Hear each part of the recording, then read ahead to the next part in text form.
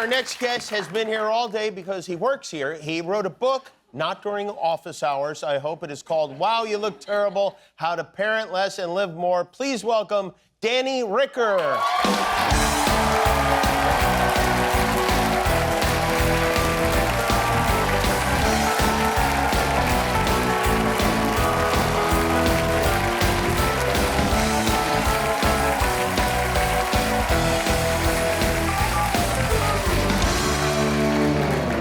Did you plan to be dressed identically to Ben Affleck? No, but it was a very nice coincidence. Yeah. Well, welcome. This is weird. Not for me, it isn't. For me, this is. I feel like everyone should know they're watching a man have the most surreal moment of his life right now. You've had a hard day, haven't you? Yeah. You've been texting everyone. You've been disassociating. I've been bothering the staff for a good 18 months about this. I've heard that a lot of preparation went into the segment. Mm-hmm. I heard that on the drive over today, you were imagining questions I might ask and practicing your responses to them. I'm realizing I have a mole in my life right now, and more than one. And I know exactly who they are. No, there are quite a few. There's a whole nest of moles in your life. How often do you and your wife make love? Oh. Should we start with that? I want to know if you rehearsed that one. We'll say enough. Enough. You wrote this book for I think, a very important reason. Because you told me to? Because I told you to. Because you would write these very funny jokes about your family life each day, and I would read them and go, well, this is not about my family, so I can't use these, and I don't know why you keep sending them to me. But I suggested that you put it in a book. Yeah. And then you did something that so few people in my life ever do. You listened to me. Yeah. I mean, contractually, I'm sort of obligated to do so. And yet that somehow, for some reason, isn't the case for almost anyone else.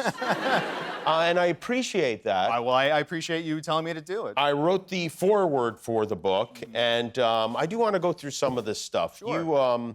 How would you first describe what you've written here? What's the pitch? Well, it's a comedy book, but it's also a self-help book for parents who feel like they've lost themselves to the child-rearing process. So if you feel like you used to have a life, and then you had kids, and now you're your children's service animal. This book is to help you get your life back in ways that won't affect your kids negatively, but will give you a big impact in your life. And you do have some it's not just jokes, you have some solid ideas. I sort of accidentally put good advice in the book in a few spots. But like one of them, like I know you're the same way. Every second I'm not here at the office, I'm walking around my house like a depressed Roomba, like picking up things my kids have left on the floor. And the worst is that you get a handful, and it's like a Barbie shoe and a Lego and a bottle cap with a smiley face drawn on it. And you're going, am I supposed to find where this goes? Right. Because it'll take my whole evening. And so what I recommend doing is just throwing that right in the trash. Every day. You do? Yeah.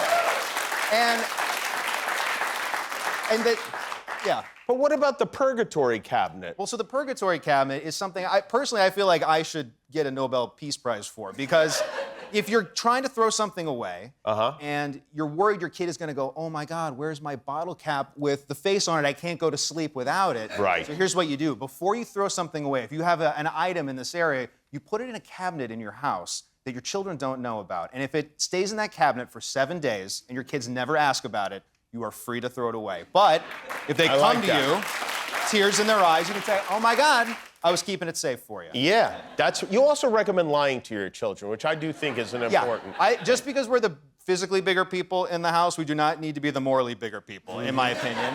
And so I have a number of lies I lay out I think would be good for any parent to use. And there are things I'm actively using on my own kids right now. And I'm hoping they don't see this interview. But one of them is I've told them that my car does not play kids' music. Great. If they go, we want to listen to Encanto, I go, you know what? The Ford Escape is just not wired to play that. And that works. I've told them I have thousands of microscopic security cameras hidden in our home, which is not true, but they stay in line because they think they're always on surveillance. Keep them paranoid. Yep. I've told them I'm not ticklish, which I'm very ticklish. Oh. But I told them like 12% of people can't feel tickles, and I'm one of them, you know? It's like people who can taste like, parsley or whatever, and they just stop trying to tickle me. They keep their hands off of you. Yeah. and it's worked. Guillermo, speaking of ticklish, Guillermo, your good friend Guillermo. Yes, Guillermo and I were close, yeah. Did you buy the book? No, he gave it to me. Yeah. Did you ask him to give it to you? No, Josh Holloway, one of the writers, he told me to ask Danny to give it to me. Yeah, that's not exactly how it went down. How did it go down? Well, I'm going to say 3 to 5 text messages saying, hey, where's my book, whatever. And so eventually I did give him a free copy. So you did not purchase the book? No. Will you be purchasing the book? Yeah, I will buy. Yes, I will. When? Will you bring in a receipt when you do that? Yeah, sure, yeah. I will. Have you read the book? No. In Guillermo's defense, I did give it to him 5 weeks ago. So. Is that true? Yeah. 5 weeks you haven't read any of the book? I read a little bit. You seem real hot to get it. And then, Danny, yeah. some of the conversations we have here at the office have spilled over into the book. Yeah. Tell America how much the Tooth Fairy brings your children. Yes, Well- please, yes. Oh, okay. Oh, now he's awake. Yeah, okay. You and I have a fundamental disagreement, I think, on the amount the Tooth Fairy should leave. And yours is? $1 per tooth. $1 per tooth. And Thank you. Thank you. I notice your father is clapping. Your father is also a frugal gentleman. Yes, this is my dad, John, my mom, Cindy. It's their 43rd wedding anniversary, by the way. Yeah, my dad is very practical with money, I will say. Yeah, explain the Christmas card story, and then I'll show the picture. Yeah, so, we never decorated our house for the holidays because I think that my dad was like, no way we were going to spend money to put up things that, like, 2 weeks later we take down. It's just Okay. out of the question. And so when it came time for our, the Christmas card of me and my siblings every year, he was always looking for, cheap ways to get it done. And so one year, he dressed us up in our gay apparel, and he walks us all down the street. He doesn't say where we're going. And where we ended up going was down at the end of our cul-de-sac. There was one of our neighbors really did it up every year. Like, they put, fake snow on the lawn. They had reindeer and nativity scene. And so we walked down there, and he's like, all right, go up on the lawn. And so we go up on the lawn, and he snaps our picture, and this is it.